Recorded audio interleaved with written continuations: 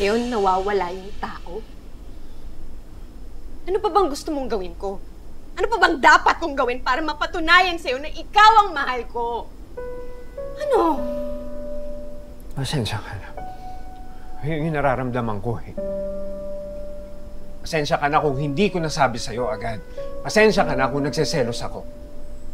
Kami na lang ang pamilya ni Jordan. Kami na lang.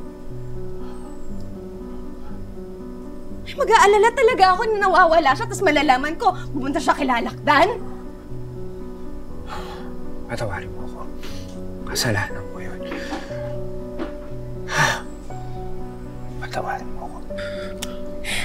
Eh, ilang araw na siyang nawawala eh. Hindi natin makontak, hindi natin alam, saan? Paano kung may nangyari na?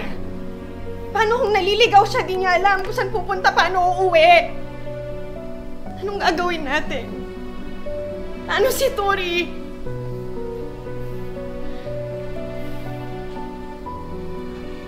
Mami? Anak!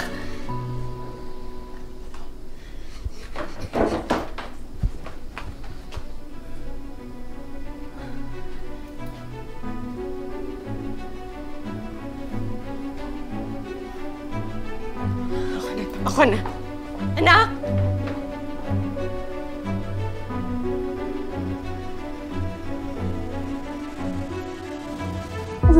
Anak.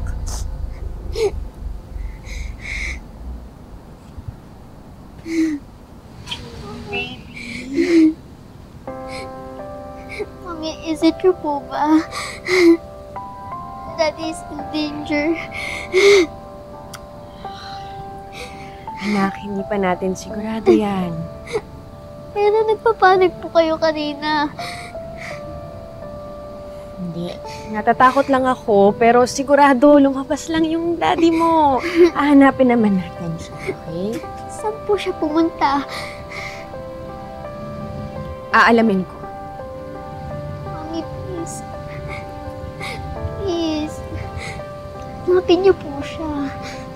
Oo, Bring him home to us. Please, Mom. yes, anak. Yes. Promise? Promise. Promise ko yan.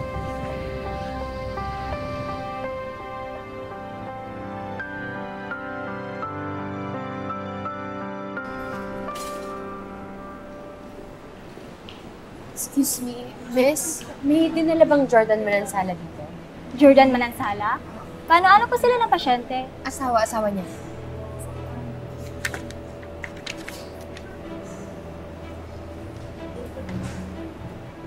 I'm so sorry po, Mrs.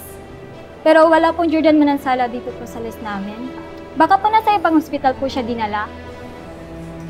Shaira, suntok sa buwan itong ginagawa natin.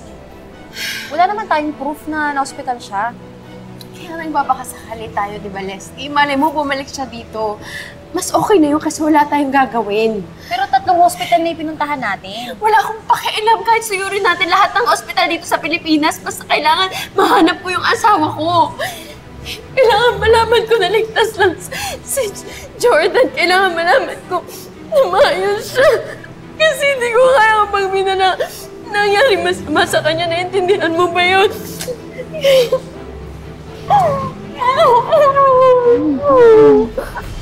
Nasaan naman kasi si Jordan?